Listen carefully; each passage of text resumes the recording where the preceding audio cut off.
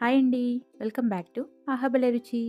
ఈరోజు వీడియోలో బెండకాయ వేపుడులో ఒకసారి ఇలా పొడి వేసి చేసి చూడండి. చాలా బావుంటుందండి. అన్నంలోకి కూడా చాలా బాగా కలుస్తుంది. అలాగే చపాతీలోకి కూడా ఈ కర్రీ బావుంటుంది. ఎంతో సింపుల్‌గా చేసుకోవచ్చండి. మరి లేట్ చేయకుండా ఈ కర్రీని ఎలా తయారు చేయాలో వీడియోలోకెళ్ళి చూసేద్దాం. ముందుగా స్టవ్ ఆన్ చేసుకొని ప్యాన్ పెట్టుకోవాలి. ప్యాన్ వేడయ్యాక దీనిలోకి ఒక 2.5 టేబుల్ స్పూన్ల వరకు ఆయిల్ వేసుకోవాలి. ఆయిల్ కొంచెం వేడయ్యాక దీనిలోకి ఒక గుప్పెడు పల్లీలను వేసి ఫ్రై చేసుకోవాలి. పల్లీలు ఇష్టం ఉంటే వేసుకోండి, లేదంటే స్కిప్ చేయండి. పల్లీలు వేస్తే టేస్ట్ బాగుంటుందని వేశాను. పల్లీలు దోరగా వేయించుకోవాలి. పల్లీలు దోరగా వేగిన తర్వాత వీటిని ఒక ప్లేట్లోకి తీసుకోవాలి. ఇప్పుడు ఇవి వేగాయి కదా, ఇలా వేగితే సరిపోతుందండి దోరగా. ఆ తర్వాత వీటిని ఒక ప్లేట్లోకి తీసేసుకొని పక్కన పెట్టుకోవాలి. ఇప్పుడు అదే ఆయిల్లోకి 1 టీ స్పూన్ ఆవాలు, 1 టీ స్పూన్ జీలకర్ర, ఒక 2 టీ స్పూన్ల వరకు పచ్చెనపప్పు వేసుకొని ఫ్రై చేసుకోవాలి. పోపు దినుసులు వేగిన తర్వాత దీనిలోకి కట్ చేసుకున్న ఒక ఉల్లిపాయని వేసుకోవాలి. ఉల్లిపాయ వేసుకున్న తర్వాత 2 పచ్చిమిర్చిని కూడా పొడవుగా కట్ చేసి వేసుకోండి.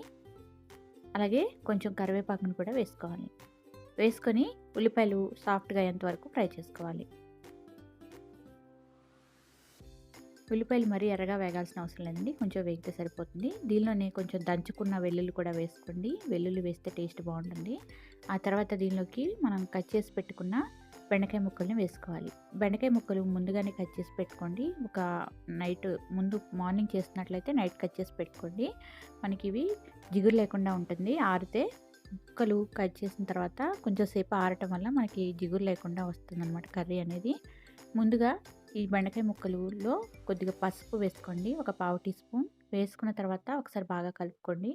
ఉప్పు ముందే వేస్తే జిగురు వస్తుందండి. ఉప్పు మనం లాస్ట్లో వేసుకోవాలి ఎప్పుడైనా బెండకాయ కర్రీ చేసేటప్పుడు. ఇలా మధ్య మధ్యలో మిక్స్ చేస్తూ బెండకాయ ముక్కల్ని వేయించుకోవాలి. ఇవి వేగుతూ ఉన్నప్పుడు దీనిలోకి మనం పొడిని తయారు చేసుకుందామండి.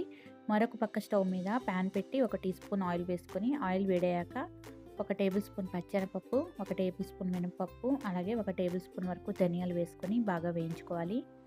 ఇవన్నీ కూడా బాగా వేగాలండి. మీడియం ఫ్లేమ్లో వేయించుకోవాలండి. ఇవి వేగేటప్పుడు కొద్దిగా వేగిన తర్వాత దీనిలోకి ఒక 4, 5 ఎండుమిర్చి, అలాగే ఒక 2 టేబుల్ స్పూన్ల వరకు ఎండు కొబ్బరి ముక్కలను కూడా వేసుకొని ఫ్రై చేసుకోవాలి. ఇవన్నీ కూడా బాగా ఎర్రగా వేగాలండి. ఈ దినుసులు వేసుకున్నాం కదా, ఇవన్నీ కూడా ఎర్రగా వేగితేనే మనకి పొడి టేస్ట్ అనేది బాగుంటుంది. చూసారు కదా, ఎర్రగా వేగాయి. ఇలా వేగిన తర్వాత వీటిని మిక్సర్ జార్లోకి వేసుకొని చల్లారాక పొడి పట్టుకొని పక్కన పెట్టుకోవాలి. ఇప్పుడు కర్రీని మరొకసారి బాగా మిక్స్ చేసుకుందాం. ఇది అడుగంటకుండా మధ్య మధ్యలో కలుపుతూ బాగా ఫ్రై చేసుకోవాలి. కొద్దిగా జిగురంతా పోయిన తర్వాత దీనిలోకి ఉప్పుని యాడ్ చేసుకోవాలి రుచికి సరిపడా. వేసుకున్న తర్వాత మరొక 5 నిమిషాల పాటు బాగా ఫ్రై చేసుకోవాలి. ఈ బెండకాయ వేగటానికి కనీసం ఒక 10 నుంచి 15 నిమిషాలు టైం పడుతుందండి. అప్పటి వరకు కూడా మీడియం ఫ్లేమ్లో పెట్టుకొని వేయించుకోవాలి. బెండకాయ చూసారు కదా, ఇలా వేగితే సరిపోతుందండి. బెండకాయ ఇలా వేగిన తర్వాత దీనిలోకి 2 టేబుల్ స్పూన్ల వరకు మనం పొడి పట్టుకున్నాం కదా, దాన్ని వేసుకోవాలి. మీరు కావాలంటే కొంచెం ఎక్కువైనా వేసుకోవచ్చు. మీకు స్పైసీ తగ్గట్లుగా, అలాగే టేస్ట్కి తగ్గట్లుగా చూసి వేసుకోండి.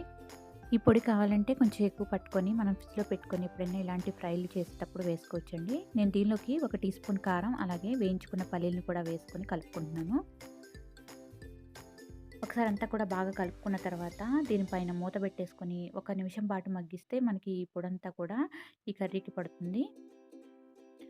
అంతేనండి. 1 నిమిషం తర్వాత మూత తీసి ఒకసారి మిక్స్ చేసుకొని సర్వ్ చేసేసుకోవడమే. చాలా సింపుల్గా తయారు చేసుకోవచ్చండి. టేస్ట్ కూడా చాలా బాగుంటుంది.